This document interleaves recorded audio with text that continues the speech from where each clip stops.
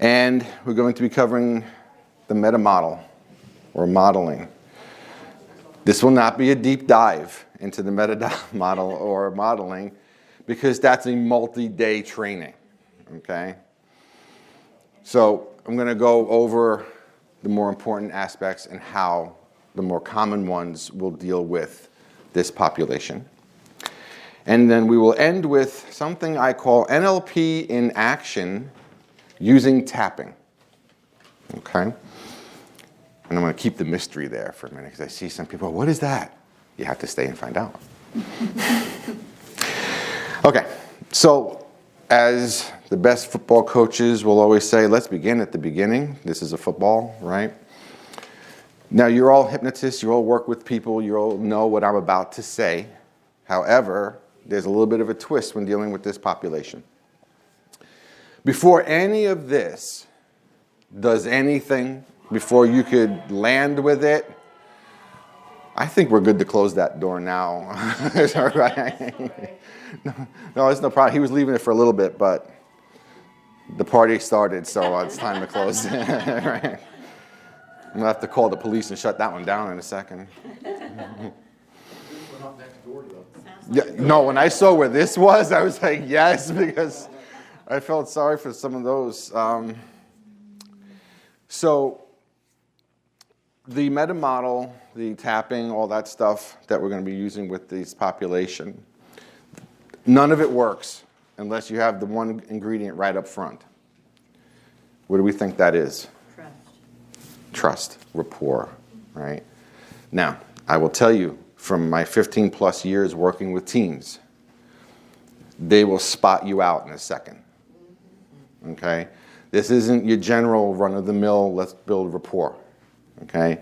If they even have this much of an idea that you really are faking it or don't care, boom, they shut. It's over, okay? But on the good side of that, though, if you gain their trust, they'll run through a wall if you ask them to. Okay? It's just that way. Inner city teens, which is where the majority of my experience is, even more so. Okay? They're looking for someone to trust. They're desperate to have an adult to trust. A lot of times they don't, not even at home. Okay?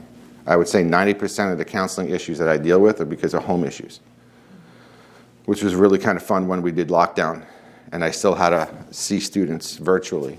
So they expected the kids to go online with me to talk about what's going on at home while they're at home. Yeah, it didn't quite work out.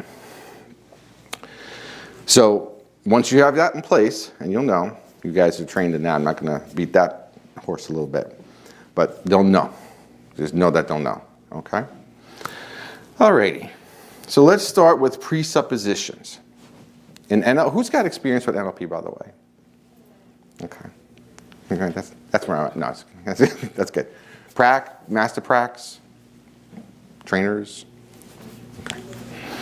All right. So some of this will be repetitive for you, but that's okay because repetition is the mother of skill anyway, right?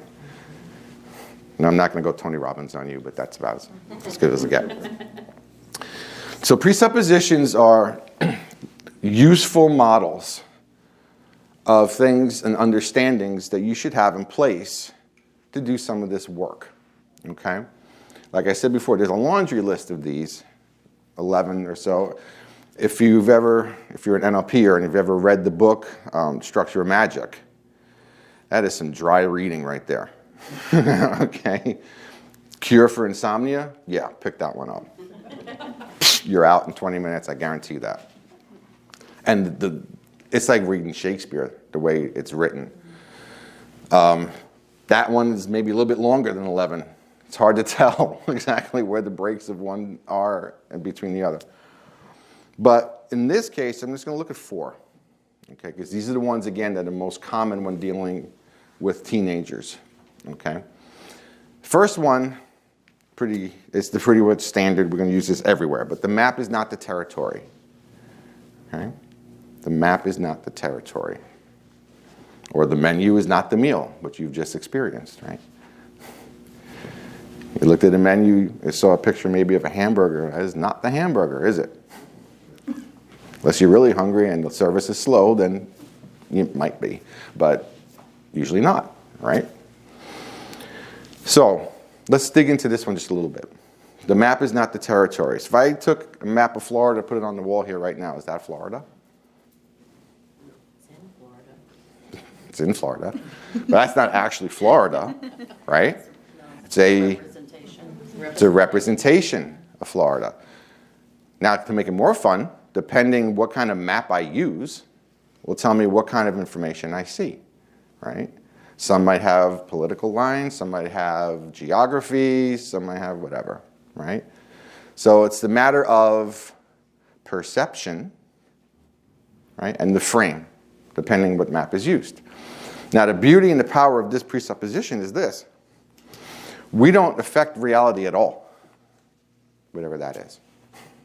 You can't, most of the time. What you can affect is your perception or your map of reality. Does that make sense? So, same when you're dealing with the teens. They're dealing a lot of times with things well beyond their control. Okay? For adults, maybe 90% of the time we're dealing with something it's not in our control. For these guys, it's a lot higher than that. Why? Because they're at home, they're underage. Okay? If the home is toxic, there's not a whole lot they're doing about that. That is probably one of the most frustrating scenarios that I deal with on a daily basis. What are you supposed to tell them? Move? I mean, I would love to take them all, have half of the rose in for them or something, but I can't do that. The only thing I could work with is to help them change the map. And that's where the power is. Can't change the circumstances. Okay? I can't change Florida, but I could change the map that I put on the wall of Florida. And that'll change what I'm looking at. Right? Second one is also very big with the teen population. And this is one that fellow educators don't usually agree with me with, but it's the truth of it. Yes, sir? How does presupposition have anything to do with the map is not the territory? I'm not sure. The map is not the territory is a presupposition. So you're taking this understanding, if you will, you're using it as a frame to work with a situation, right? Presupposition means that basically that you're presuming that something is what it is. Correct. And I always say the map is not the experience. So same thing. Yeah. Mm-hmm. So that's the presupposition of that is, okay. Right. So that itself is, like, for example, another good way of looking at them is they're an agreement you have with your client, right? It is 144, according to this, according to yours. Could I put my hand on 144? No. We're going to agree that it's 144. Someone wants to be a rebel, they could put it on 344. Is that going to affect the environment? No. But we all have an agreement, right? So these are kind of assumptions, is another word to use. Assumptions for presupposition. Mm-hmm. That's how I understood it. That's what. Yes. Mm-hmm. So you're going to assume the map is not the territory, right? That you cannot have a direct effect on reality itself, only on your perceived experience of it. If that makes sense. Yeah. Did that answer that? Okay. So the next one is all behavior has a positive intention behind it and is useful in a certain context. So when I hit teachers with this one, they are not overly agreeing on it. What do you mean he's acting up, he's throwing chairs? How is that positive? It is for him. The secret is you digging to find out what the positive intention is, right? So let's say a teenager's acting out, right? Our knee-jerk reaction is going to be, oh, there's something wrong, right? No, that's not the reaction. The response should be, what is the positive payoff they are looking for? All behavior is driven by the payoff. Us included. We don't do things for no reason at all. If we are, that's a whole other serious issue that's beyond the scope of this. Okay, the guys with the white jackets downstairs will help you out. Other than that, We always do it for a positive intention. We want the payoff. Okay, some of the speakers have been hitting on these kind of topics. I was just in one just before lunch in this room about perfectionism. There's payoffs there. That's why they're acting this way. Okay? So the key is to find out what the positive intention is. Let's say a kid is acting out, he's misbehaving in class. What could be a positive intention for that kid as to driving that behavior? Attention. And I don't care which one. Right? Negative, you're giving me your energy. Exactly. So could we give him different kind of attention, make sure it's positive attention? Don't give him the negative one, just to be careful, right? We could set it up that way. But also, within a context, it might be useful. Okay, so example, anger. Anger has got this kind of negative connotation to it, right? Anger bad. Hulk smash bad. Is it though? Is there any context where anger could be useful? Self-defense. Social change. Okay, we're angry and we're changing the system. We're not going to take it anymore, right? Now all of a sudden, anger is useful in that context. If you take the same anger and you start going Hulk smash on everybody, then not so useful, right? From a neuro-linguistic point of view, we don't look at anyone as broken and in need of fixing. It's not our deal, okay? We come from a place of, oh, what are you doing? What are you running? Is that not empowering you? Let's change it. But nothing is broken. Everything is working exactly as it's supposed to. Okay? It's just wrong context, wrong program in terms of payoff, all that. But nothing's broken. Okay? When I see a student over and over and over again, and they've been to the therapist, some of them could give you a PhD course in psychoanalysis. They just come off with the labels like this. I'm like, I'm looking for cheat sheets at this point. I'm like, where are you getting this from? Oh, because I have this, and I. Wait, hold on. Okay, we're not doing that. Okay, I can't anyway, so I'm not a therapist. But coming in from a coaching angle, I'm looking for the positive payoff, and I'm looking for if I just have to tweak a context. Okay, making sense so far? Okay. There's no such thing as failure, only feedback. It's not exactly how it's written in the structure of magic, but that's the gist of it. No such thing as failure, only feedback. Now this one is hilarious to me since I work in the education system, which is entirely built on the premise that we will make you feel like a failure. It's what we do. We're good at it. We've got 200 years on this. Okay? Kid takes a test, gets an F. Is that a failure? F is not for fantastic usually, right? So, you failed. That's what they tell the kid. You failed the class. You failed it. F is a fail. Wouldn't it be something, and I did this, by the way, when I was in the classroom.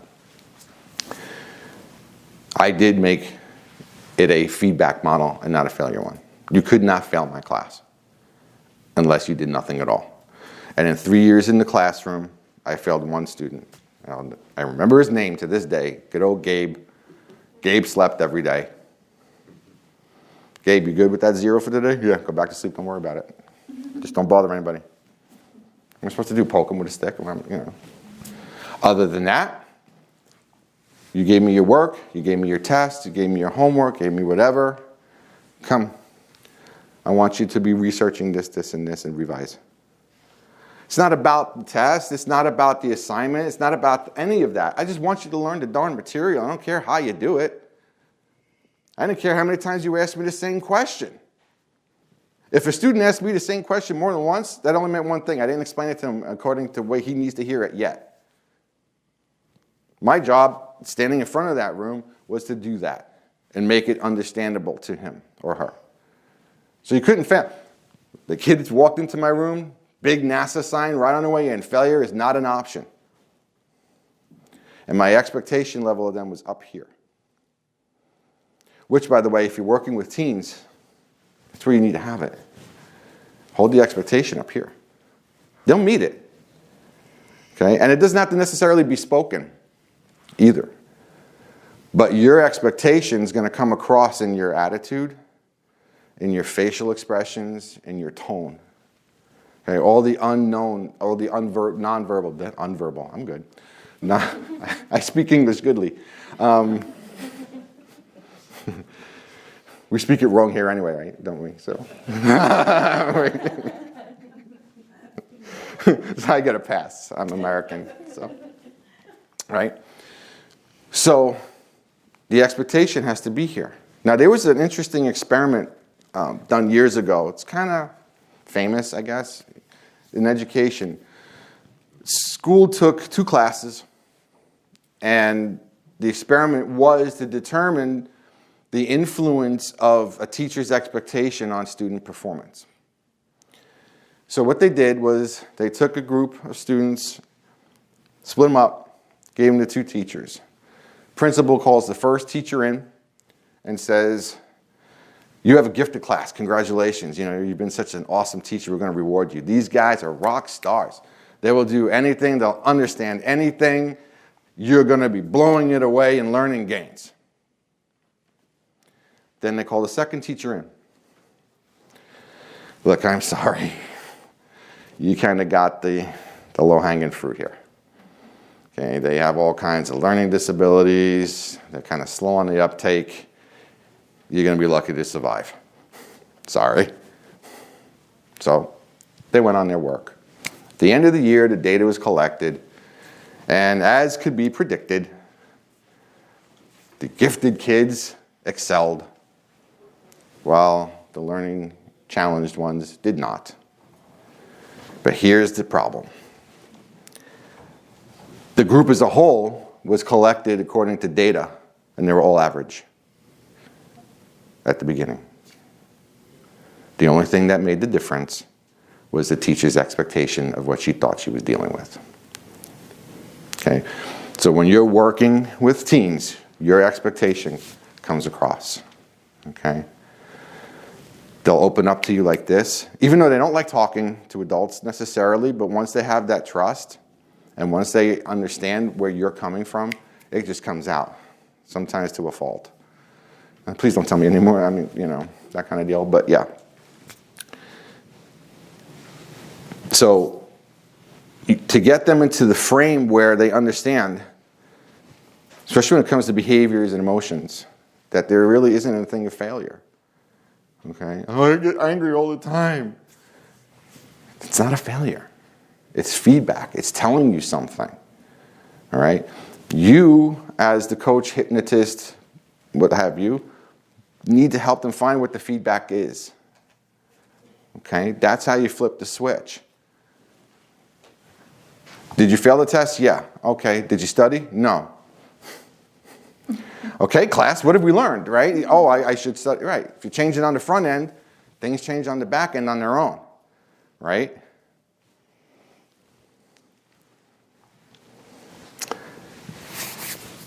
We choose the behavior, the best behavior we know based on the choices we have. We choose the best behavior we know based on the choices we have. That's a mouthful. I'll explain that in a second. By the way, being the pens are running, I'll give you my email. Yes, there's no notes, so if you want to get in contact with me for anything, my email is virtualhypno@gmail.com. And I have cards up in there in the back if you want to grab one of those as well. I'd be happy to answer any questions. You choose the best what? We choose the best behavior we know based on the choices we have. So what does that mean? It kind of ties into the map in a lot of ways. If a student's map of the world based on their environment is very limited and impoverished, and by impoverished I mean limited choices of action, then their behaviors are going to be limited as well. right? So taking the anger issue as an example again, let's suppose he's only two choices in his mind are fairly angry and turning green and smashing things. If that's your only two choices, we're not going to get far, right? So part of your work with teens is to start developing and broadening out that map to give them more choices of behavior. The more choices they have, they'll take the better option if they have it. But a lot of times they don't have it. They don't know what they're supposed to do. Okay? In my line of work, when I meet with the parents, I'm often very well aware of why the child is where they are. You know, you ever hear the expression, the apple doesn't fall far from the tree? The apple's still on that tree. Hasn't even fallen yet. I mean, they're identical little mini-me's. Okay, no surprise now. Yeah.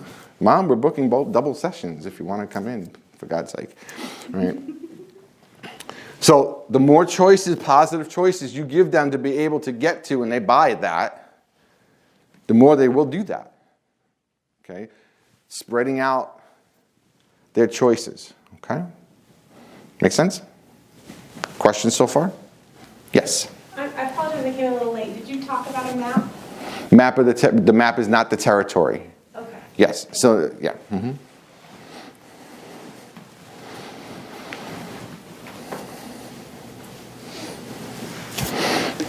This is where I have to read the hieroglyphics. Now, going back to feedback for a second. Feedback is a tricky thing. Yes, we're talking about, in the presupposition, we're talking about it in a general context, right? The concept of feedback as opposed to failure. Oh, this is trying to tell you something, okay? But feedback is a communication as well. It's not really a noun, it's a verb, right? We communicate.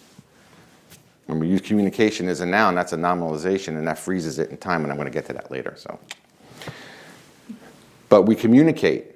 Feedback is a communication, right? Now here's the thing with that. It's usually done wrong. Okay? It's usually constructive criticism. It's never constructive. It's usually just a kind of deal.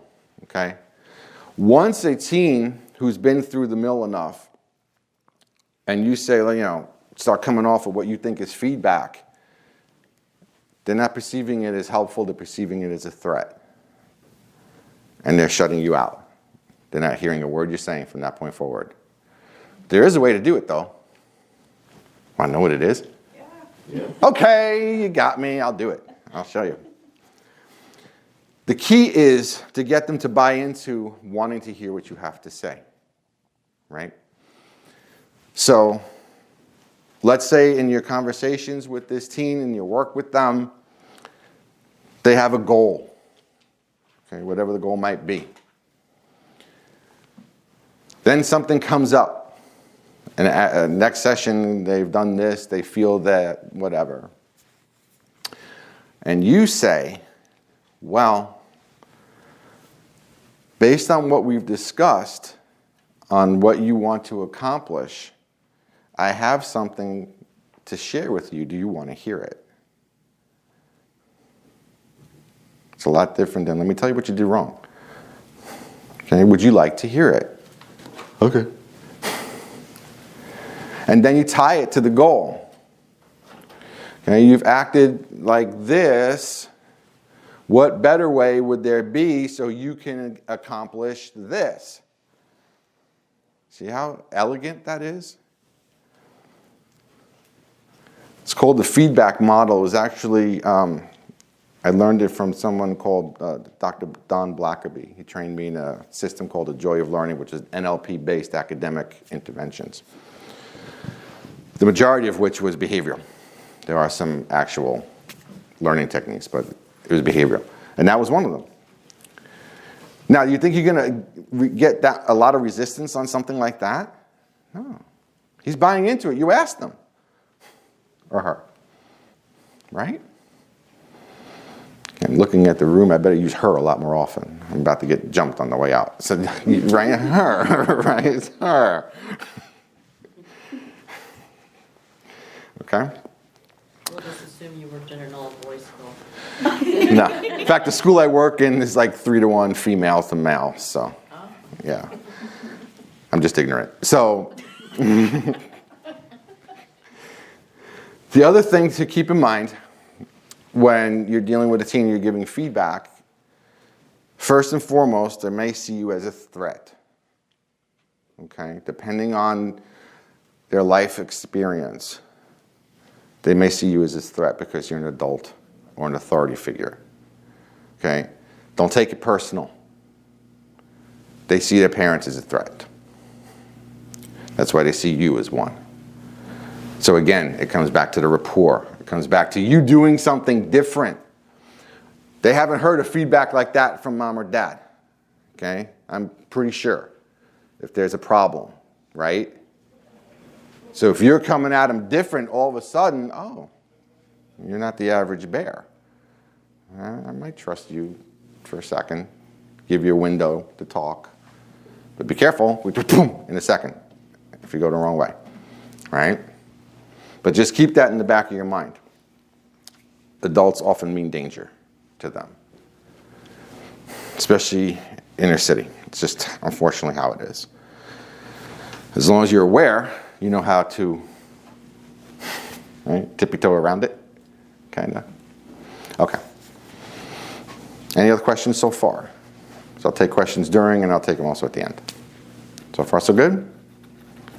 I'm splaining it well? All right, cool. Awesome. All right, so next, we're going to cover neurological levels, or logical levels as they're also called. Now, some traditional NLPers will poo-poo that. That's not really NLP. For whatever reason, I don't know, I don't care. I think it works. Okay? It's a useful model. Like all of this, by the way, this isn't set in stone gospel truths here.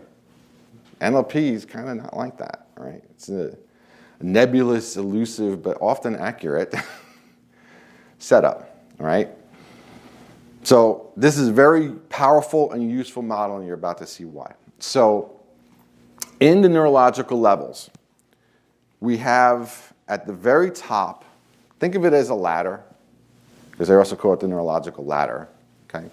At the top, you have something called greater systems.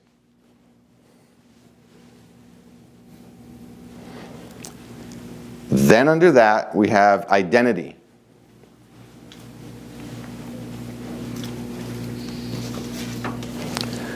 Under that, we have beliefs and values.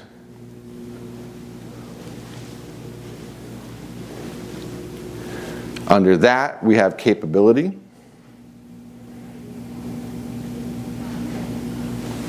Under that, we have behavior. And at the bottom, we have environment.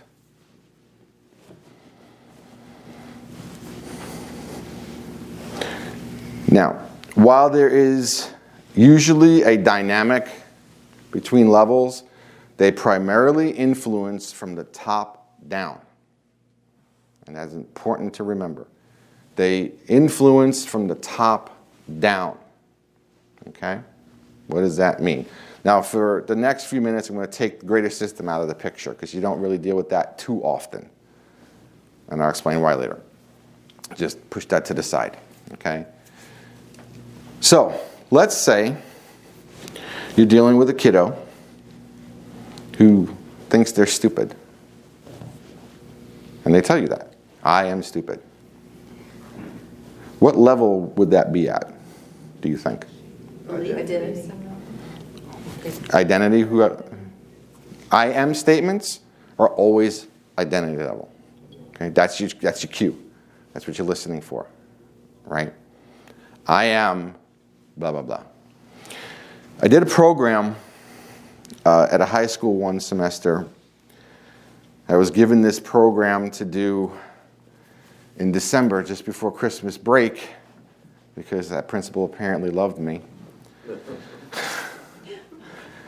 and said, I want you to take these 12 at-risk seniors and get them to graduate. Okay. Mind you, just before break, which means I don't get to see them until January now. I'm like, you do know they graduate in May, right? Yeah, you can do that. Okay, fine. First thing I did. Now, academics, don't care at that point, believe it or not. I want to know what the drivers are.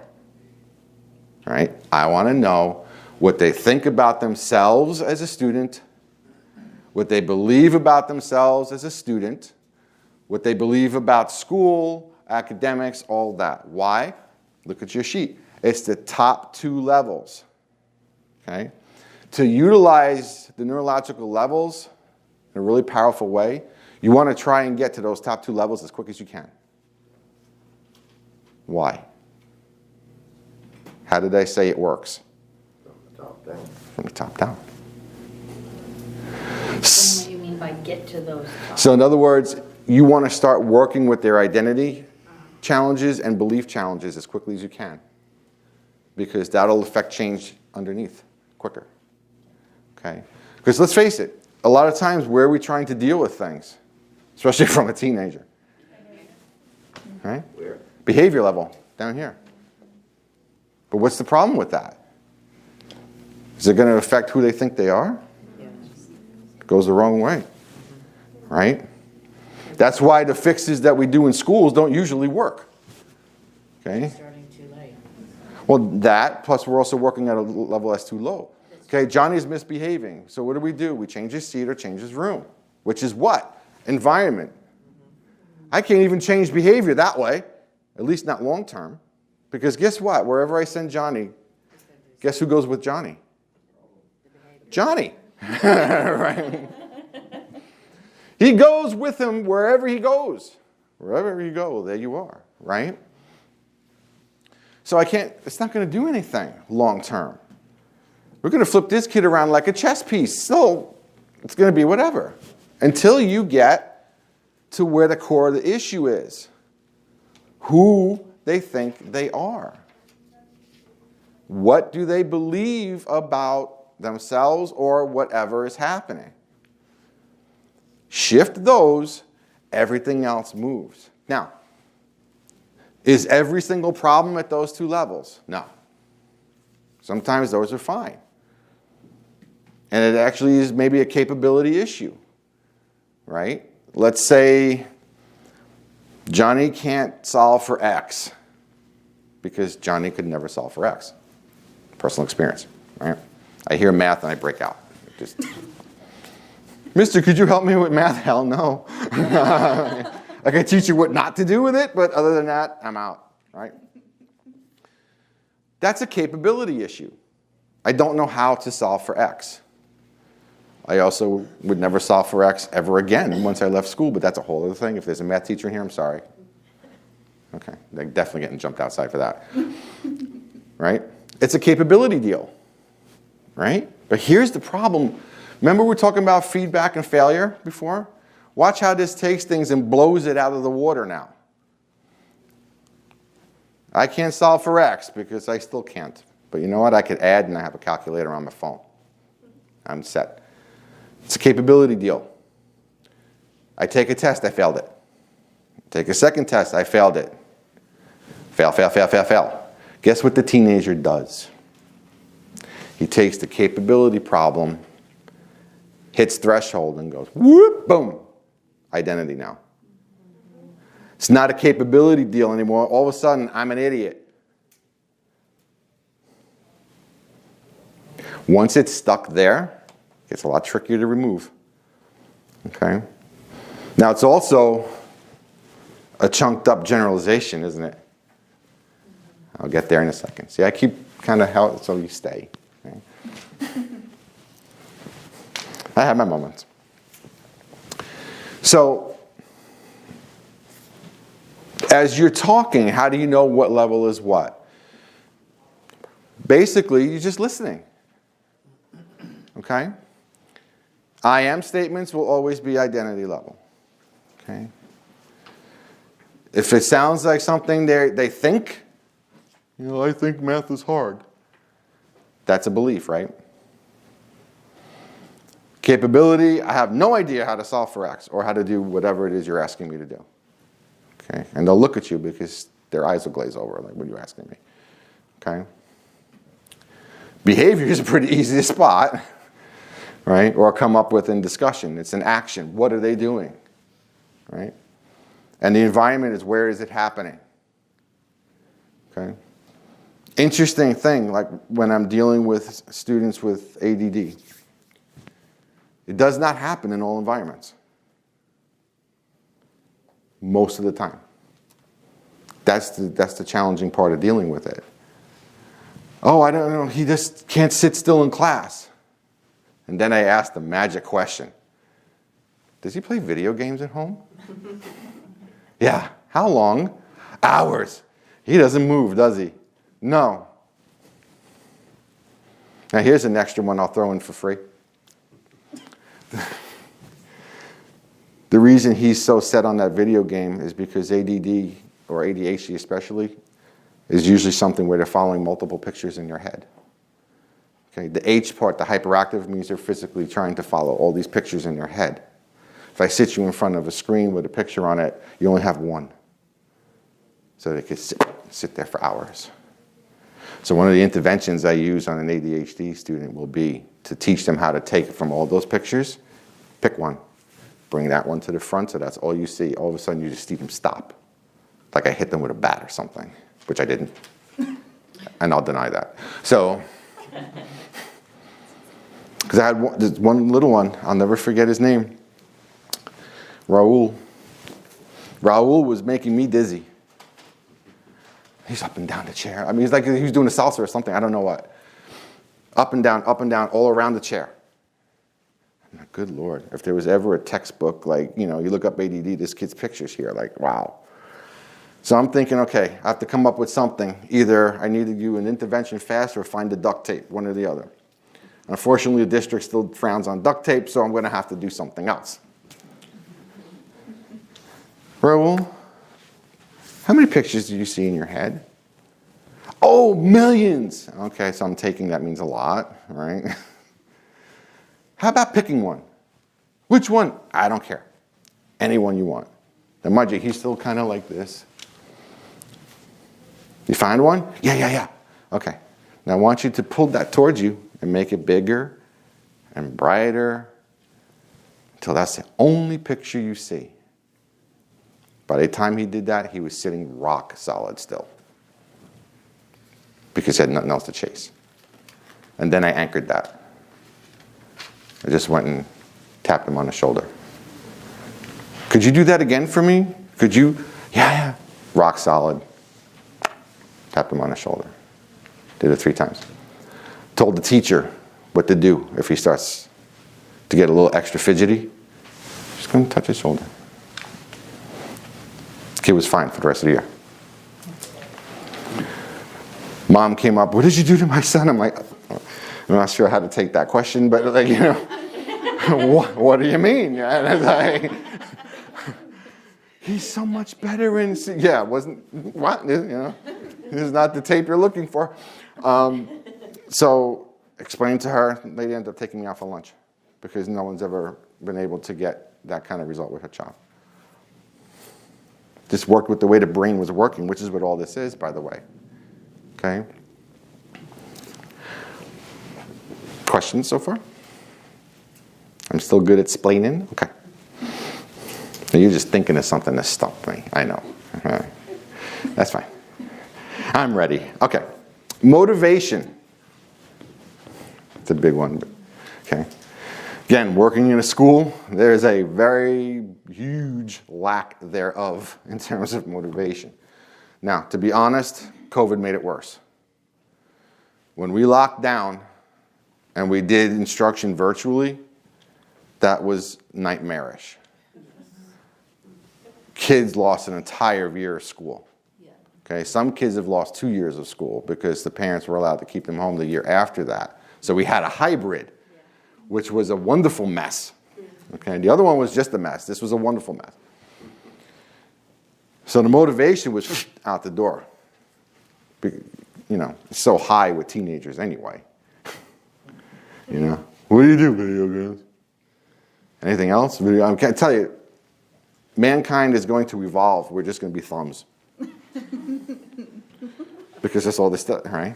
You're either texting or using a joystick, right? I mean, that's all there is. We don't need opposable now, we just. Yeah.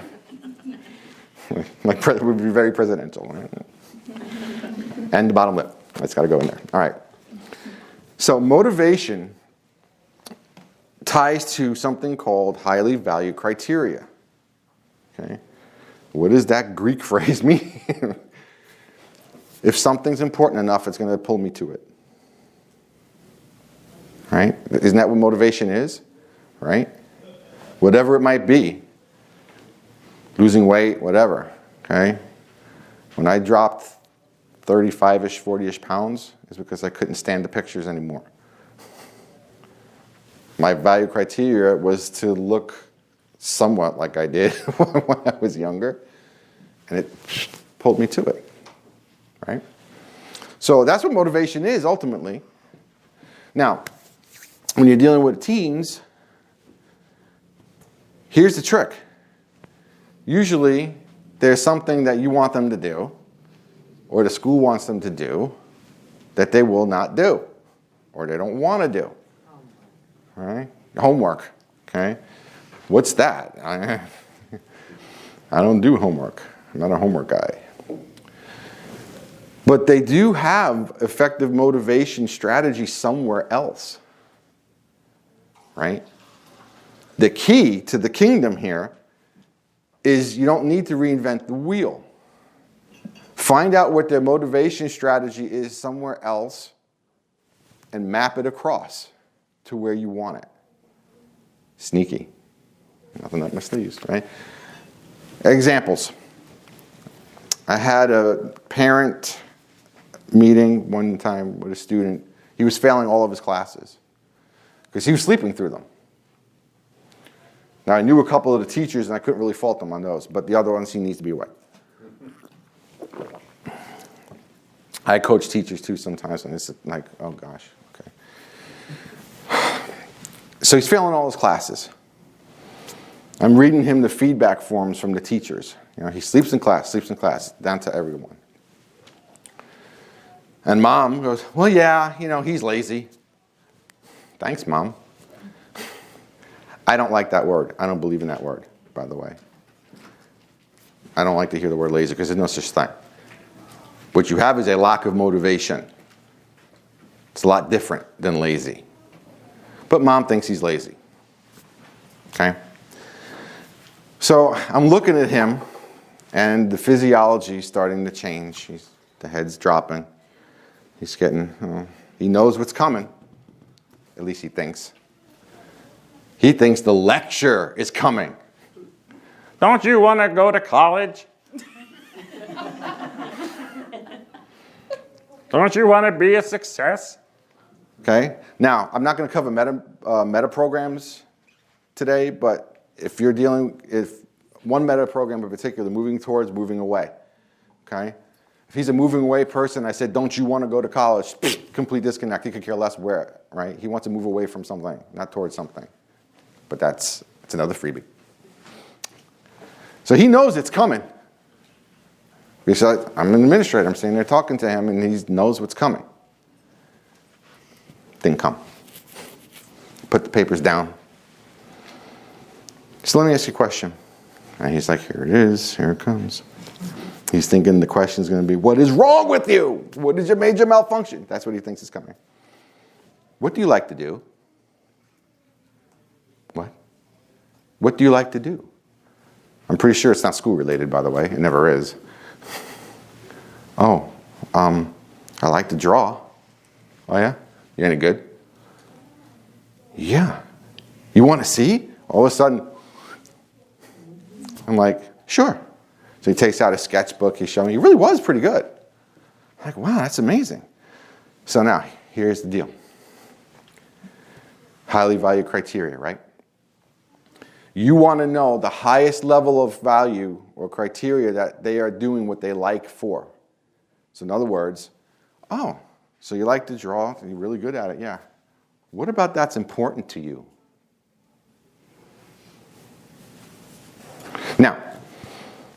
You usually don't get to the top level right off the bat. You're going to have to ask that a few different ways, right? Except him. He shot the moon right out the head. So what about drawing is important to you? Because I'm pretty sure no one has to drag you by the ear to go draw something, right? Like, no. So what about that's important to you? It allows me to express myself. Is that a high value? I don't need to go any further than that. So then here's where the magic comes. Oh, so let me ask you this. What self are you expressing by sleeping in class? Oh, not a very good one, I guess. Oh, okay. And I never said another word. That boy never slept in class again. He enrolled himself in summer school, and he graduated on time. And never once got the lecture, because I don't need it. If I want to motivate you, all I need to do is find out what you like to do and why you do that, and then just map it across. Had another kiddo who was failing math, and they're like, help him. I'm like, are you sure you're asking the right guy? But, let me see what's going on elsewhere, because if it's pure capability, you're handing him off to someone that knows how to do math. Not it. It wasn't about the capability. He was just getting himself flustered to the point where he was not wanting to do it anymore. He was not doing homework. He wasn't putting his study time in for class, for tests, things like that. He was done. Same thing. I said, okay. So what do you like to do? It's usually not school related, and they laugh, and no, it's not. Oh, yeah, it never is.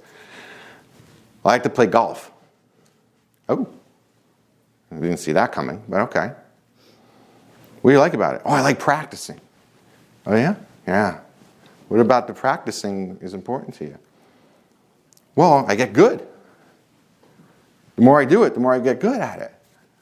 You're right. So let me ask you this. What if you looked at the math test or the math assignments like you were practicing on the range? If you make a mistake, you just hit the ball again. I mean, you don't like slice it and like, that's it, I'm done. You don't do that, right? And he's like, no. So what if you looked at the math test that way? What would that feel like? Would you go at it again? Well, yeah. What about the homework? What if you looked at the homework like it was a driving range? What would that feel like? Oh, I would keep doing it. That was it. Shot up to an A in math. Trust me, it wasn't because I taught him how to do it. But it wasn't a capability issue. It was higher than that. Remember, the neurological ladder, beliefs are up here. Beliefs and values, right?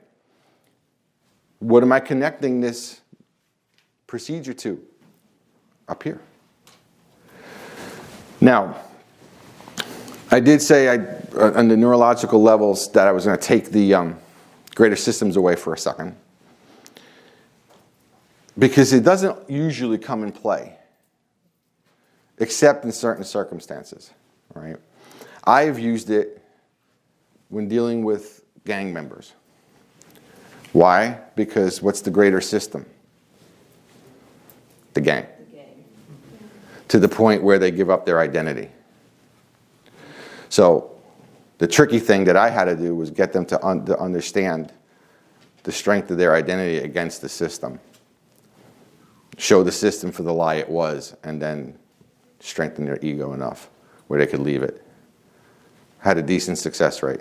I got most, but unfortunately not all to leave. But I got a lot. You see greater systems in society too, especially now. You're Democrat or Republican, greater system. To the point where we don't even see people anymore, do we? We just see parties or ideologies.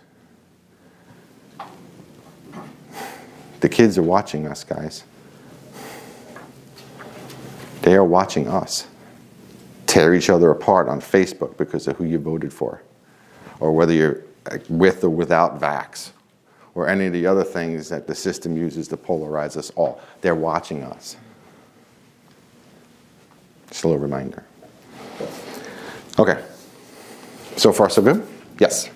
Well, And then I'll get to you. along with that concept too, you can look at today's world, because we also have the sports, we also have Hollywood, we also have all these other things that these kids, because when kids are asked a question, like, who's their favorite sporting, they can tell you. A lot of them says, well, who's the vice president? Like, huh? Yeah. Or what's a vice president? Exactly. Yeah. Yeah, exactly. Because one's up higher up, right? Because if you're rooting for the team, right? That's the thing. Now, usually it doesn't get as bad as some of the other polarizing things, unless it's soccer at Wembley. I know that one. Okay. I'm the Italian league, so you can't blame us, but yeah. But Super Bowl, you know, who's it going to be? Whichever team, right? Which team's going to win? As John Madden would say, oh, it's the one that will score the most points, John. Yeah. That's the one I'm going with. Yes, sir.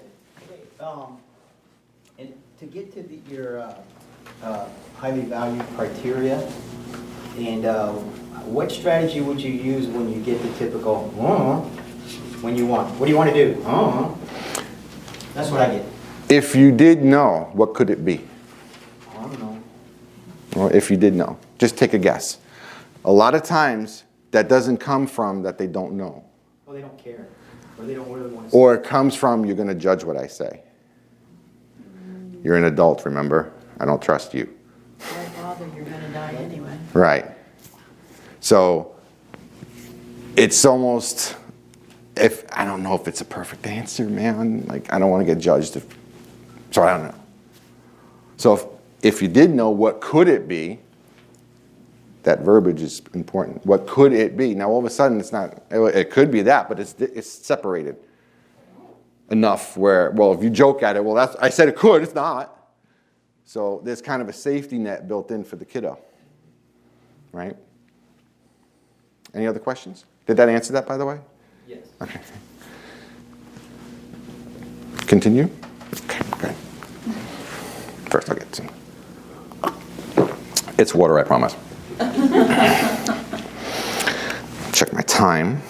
Okay, on the button. So, might even end a little early so you guys could, like, breathe. Okay. Sir. So to tap off of him, would it be possibly that the rapport doesn't necessarily, we always think of rapport as we instantly get rapport, but we have to always maintain rapport. And sometimes we have to stack it up until we get it. So we automatically think, well, if you're saying, oh, it just means we haven't gotten rapport yet. That is a possibility. Or that you broke rapport somehow. Yeah. Right. Because that's a good point. Because that will actually tie back into the trust thing. Right? If you break rapport, they're not going to trust you. And they're not going to be so forthcoming with things. All right? That's a good point. Thank you. Anything else? Okay. Meta model. The meta model in NLP is where the magic happens. See, it's Orlando, Disney, magic. See what I did there? For you out-of-towners. Now, again, meta model is a multi-day training in itself. All right, so I'm just going to kind of touch on some things, and in particular, dealing with this population. My suggestion, if you really want to do a deep dive, there are 2 books for you to get. Okay? The first one is called NLP Practitioner Manual. The second is NLP Master Practitioner Manual. And they're both by the same author, Peter Freeth, F-R-E-E-T-H. He was my trainer. So I'm a little biased. Tell him I sent you. F-R-E-E-T-H, Freeth. It's probably the best version of dealing with the meta model I had ever seen, which is why I decided to train with him. Okay, it really goes deep dive, more than I could possibly get into in this a lot of time. Yes, ma'am. Are you from here? Yes. And do you have a book yourself or no? Not for that, no. But if you have any questions, I don't know if you were here to get the email. I'll give it to you later. No, I'm new today. Okay. I'll give you my email, and you can pick up a card as well. Any questions, be happy to handle. So the meta model. Here's the beauty of the meta model, especially when dealing with teens. Where are my NLPers again? Okay. Check me if I'm out of line. It doesn't matter what they say, it's how they say it. Am I good? Ultimately, right? Yes, content is somewhat important, but that's not going to tell you what you need to know. What you need to know is going to be how they're saying it to you. That tells you everything. I freak kids out. I literally freak kids out on a daily basis because they think that somehow I got in their head. And they will swear on a stack of Bibles that they didn't tell me anything. They didn't. They're right. Which is why I know exactly what's going on. About what you didn't tell me. And how you didn't tell it to me. It tells me everything I need to know. Mister, get out of my head. No, trust me, that's not a ride I want to get on. Don't worry. No. So it's really powerful with teens because sometimes either A, they're not really forthcoming with this stuff for whatever reason, right? Whether they don't trust you or sometimes they just don't know. Or it's like Halloween Horror Nights in here, right? They can't get anything straight. Why? Because they're chunking everything up and they can't make sense of it. Now, the teen boys especially, they're too cool to tell you anything. Keep it to myself. All right, Junior. I don't have to tell you? No, not at all. In fact, thanks for telling me X, Y, and Z. What? I didn't say that. Yeah, you did, but that's okay. I actually had known a lot of this by the time I was a dean, so they always thought I was Batman or something. Like, how did you know? Don't worry, I'll play poker with you, Junior. You'll find out. Now, there's three main categories in the meta model. Generalizations, deletions, and distortions. And they're not separate like that. Sometimes things will overlap, right? But this is just for the sake of convenience that we're going to look at it this way. All right, generalizations, deletions, and distortions. Obviously, generalizations, you take something and you generalize it out to where it goes with everything. For example, do you guys have that doorknob or door thingy at home? Is that on your door at home like that? No. How do you know how to open that? They all work the same. Okay. I drive a Toyota. What do you drive, ma'am? A Chevy. Could you drive my car? If I gave you the keys, of course, not if you're carjacking me, but if you, you know. If it's a stick shift or a regular, probably. Why? Because this works the same. The Prindle works the same. Or stick, right? Gas pedal and brakes works the same. So I could generalize it out from one car to the next. You might not know where to put the gas though. Or if I have a Tesla, you're not putting any gas, right? So just need to know where to plug it in. So generalizations, they're not good or bad. They're useful in the proper contexts, right? Just like everything else. So when you're dealing with doorknobs and cars, good thing. When you're dealing with, I could feel safe doing this one in this demographic of a room, all men are dogs. That's a generalization, isn't it? All of them? Oh, thank you for saying that, because I'm going to challenge that in a second. Oh, I mean, what you did. Now, all dog, like you don't know one guy who's not a dog? Sometimes it might actually tell you, and that's a whole other story. But now, could that be, it's going to start limiting their map, isn't it? Yeah. Going back to that, right? So generalizations are useful unless they start getting in your way. Now, what's your name? I'm sorry. I'm Kat. Kat? Okay, what Kat did is something at what we call a practitioner level. She challenged it. She challenged the meta model violation. That's the language the trainers use. I don't like that language, by the way. I don't use it. Okay, you could question, please don't challenge. Something in that verb, it's kind of like, you know, it's going to be a bar fight in a second. Like, I don't understand that. All men are dogs. Oh, you know, and the bottles are breaking, and it's like, Well, you never know if I'm agreeing with you. yeah, it's just a little over the top. You know, we don't need to do that. But we could question him, though. You know, all? Well, maybe not all, right?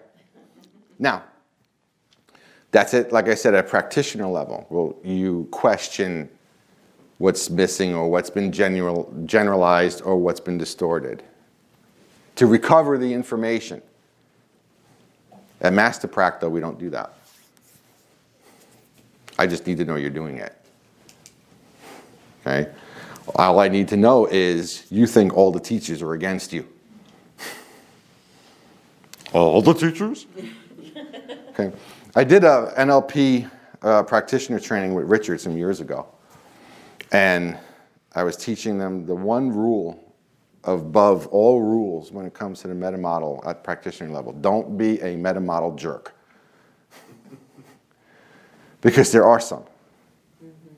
Oh, all? Like they're just waiting. every, you know, like, That's so true. dude, relax. It's not that serious, relax, right? At a Master Prac level, I just need to know what's happening. Okay? Same with a deletion. If something's left out, do I necessarily need to know what it is? No, not really. I just need to know you're leaving it out. Because what does that tell me usually? And that's before I'm getting into all of them. But if I leave something out, what do you think it would usually mean?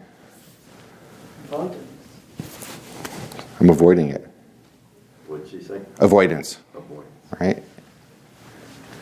You usually avoid things for one primary reason. Shame. Pain.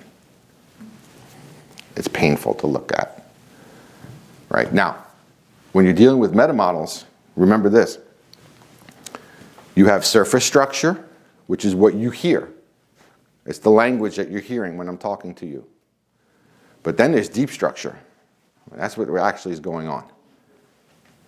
On the way from here to here, stuff gets generalized, deleted, or distorted. And it comes out as that hot mess that you have to try and figure out. Okay? Are they doing this consciously? No. Ish. Usually don't. Sometimes yes, but usually no. Okay? So let's go through some of these. So down to 10 minutes. Unspecified nouns, where the noun is missing. In English, grammatically correct is SVO, subject, verb, object. Keep that in mind because that'll let you know what's missing. Subject, verb, object. So in an unspecified noun, I don't know about it. What's it? What is it? I don't know what it is. Usually an unspecified noun is replaced by it, or just gone completely. So the sentence will be subject, verb, but no object. It's not really an object necessarily. Okay? Unspecified verbs, guess what's missing? The verb. Okay, we don't know what action is happening. Okay? She went. So you think went is a verb, but it really isn't. The verb isn't there. We don't know what that is, what that mess is about. Simple deletion, those are the easiest because it's not usually grammatically correct. It's just a sentence fragment, usually. Comparative deletions. These are the king of advertising. We're better. I'm the best candidate, you know. We try harder. What does that even mean? Harder than what? Better than who? Or what? Right? The reason it's called a comparative deletion is because I have no idea what you're comparing it to. More than likely, neither do they. Okay. That's actually one of the ones that teenagers will use a lot. They have to be better. They have to be the best. Things like that. But they don't know what they're even comparing it to. Usually it's not a standard of theirs. All right. Universal quantifiers. All, every, everyone, nobody. Also a popular one with this population. Nobody likes me. The problem and the danger of these is they generalize it to that point. Okay? They get 1, 2, maybe 3 mean comments on social media. Nobody likes me. Okay? For teenagers, that is the red zone. That's where it gets dangerous. Okay? Generalizations are no fun when they're going down the rabbit hole. Okay? Presuppositions, which is a little different than the NLP presuppositions. This presupposition means I have to know something in order for what you're telling me to make sense. So for example, the cat is in the tree again. Sounds grammatically correct, right? However, I would need to, they presuppose I need to know these things. Which cat? Which tree? And this has happened before. If I don't know what cat you're talking about, what tree they're up, and how many times this may or may not have happened. So they're assuming that you know certain information for that to make sense. Okay? Mind reads, the other popular one with teenagers. They're good. They're real good at it. We're all kind of good at it, we think. Everybody does mind reading. The problem is we actually all suck at it. But you just think you know. I know what you're thinking. The way you're looking, I know exactly what you're thinking. The hell I do. But I think I do. So does that teenager. Especially when it's between the two. I know she's looking at me. I know she doesn't like me. You don't know Jack. But you think you do. And they mind read. Okay, the mind read is an assumption that you know what somebody else is thinking based on what you're saying. Okay? Easily questioned. Lost referential indexes are usually like they, because we don't know who is doing the performance of the action. Okay. You know they always say, that's nice, whoever they are. I'm going to run through these a little quicker. Distorted referential index. It's when someone uses the word you when it should be I. You know, I was going down towards I Drive, and you know when you go about doing this kind of thing. No, it's you did. I didn't do that. It should be I, but they're using I. Why? One of two things is happening. One is a disassociation. They're putting the action outside themselves. Okay, this is another big one with teens because they don't want to own what they're doing. Second one, though, see if you've heard this one before. It's an embedded command. You will think exactly the way I am. That's why I'm using you. They're trying to trick you.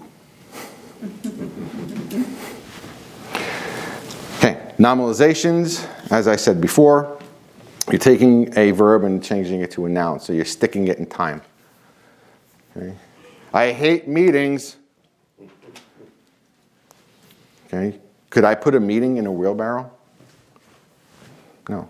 That's the test, by the way. It's called the wheelbarrow test. It's a fancy NLP expression that says if I can't take it and actually physically put it in a wheelbarrow, it is not a noun. I hate meetings. What is it about meeting with people you don't like? Notice how that feels different? Feel it for a second. I hate meetings. I don't like meeting with people. This feels different, doesn't it? The second one feels as if it's moving. Because it is. It's a verb. Right? And you can change that to some people. I hate meeting with some people. That feels even better. Yeah. Depending on the day, I hate meeting with all people. What's today? I don't like humans day. Okay, that's good. Modal operators. You have two. A modal operator of necessity. I have to. Okay, that is an external criteria that's driving that. It's not theirs. Now guess where that comes from on a teen? Parent, teacher, authority figure. Social media. Probably more than the parent, to be honest. YouTube. A modal operator of possibility is an internal reference. I really should do that. It's an internal criteria. So your key is going to be finding out what's driving them. I'm going to skip a couple of these because I do want to do the demo if I have the time. Complex equivalence. X is equal to Y, even though they're not really. But they put them together in their mind. Okay? When she looks at me that way, I know she's angry. First, it's a mind read, right? But it's also a complex equivalence. That expression means this. Right? And they tie them together. Teens do that one a lot too because they're struggling to figure out what everything means. Modal cause and effect. X causes Y. Big one with teens. She made me mad. What? These little, I did this to students sometimes. I'm like, wait, stand here for a second. I start looking like, what are you looking for? I'm looking for the strings. What? Well, you said she made you do that, so you're like a puppet, right? It's like this, I'm just looking for the strings.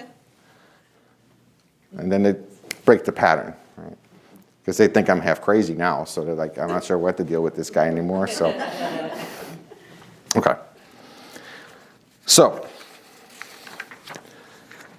when you're listening to somebody, you need to listen to it as a whole. Because you want to kind of model their map. Because we need to know what their map is. All right? You guys know this. I'm preaching to the choir, but again, repetition is the mother of skill. Your map doesn't matter when you're dealing with somebody. Get out of the way. Get into their map of the world. That's what we need to work with, not yours. Okay? Problem that happens when someone's not using things like meta models, for example, and they think what the person said is accurate.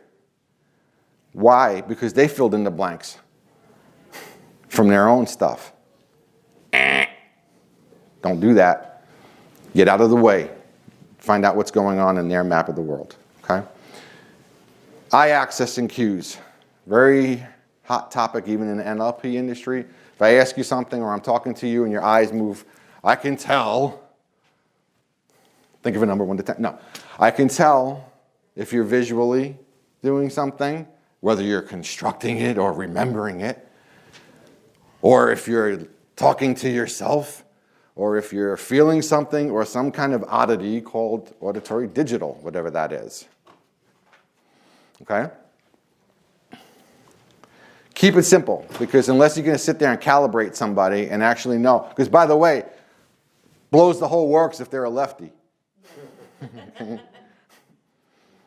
You know, and you're there like, oh, you're lying. No, I'm not shit. You know, and then the guy starts writing with his left hand. You're like, damn, I knew I should have done that. I asked that question in my instinct. Right hand. Are you right on left hand? Right? Blows it. It's just like boxing. The lefty just screws up everything. You know?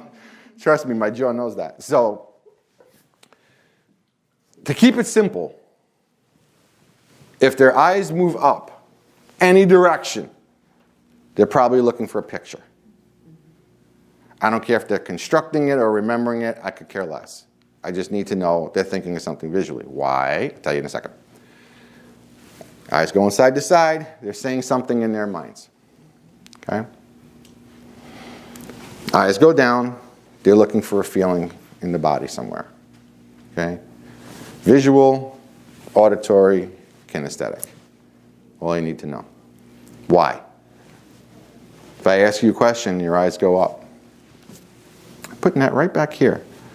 Because in a few minutes, I will then ask them, so what is it you're looking at when you talk about this? What are you seeing in your mind? How did you know that? Witchcraft, right? No. It's just, no. That's all you need to know about it. Okay? As they're talking, as they're taking the whole, you want to listen for pattern. Whether they repeat themselves or something in particular. Whether what we call retreat or what we call divert. Here's what those mean. Repeat, like the title says, say kind of the same thing. They keep going back, coming around, come up, come around, come up, come around. A little different than what I call a magic button. Magic buttons, when they say the same word or phrase repeatedly, that tells me one thing, what? It's important. That's what I'm going to be poking later, but not right now. A retreat is they're about to tell you, then they stop and say nothing. Diversion, they get almost to the point, and then they change lanes. So what's really bothering you? Well, you know, it's just that things, well, how about the way Orlando City plays, huh? I'm like, you want a signal next time? I mean, like, holy. Diversion. Now, doesn't matter which one you hear, or you might hear all of them at some point in the same conversation. Doesn't matter how many you hear, which one you hear. They all mean one thing. What's on the other side? Pain. That's what's on the other side. Baby steps, right? There's a reason they're avoiding it. How many do trauma work in their hypnosis, right? So you guys know you have to go baby steps with your protocols in place, otherwise you step on a landmine and boom, because there's a reason why they put this way deep in their subconscious, right? On the same kind of deal, different level, of course, but that's what this is. If they're not saying it, there's a reason why. It's pain right on the other side. Okay? Unfortunately, I'm not going to be able to do the NLP in action demo, but if you want to meet with me outside, I could do it with you there. Any questions? Insights? Words of wisdom? Fortune cookie sayings? Yes? Great talk. Oh, thank you. Thank you. Thank you very much. Thank you, everybody, for showing up.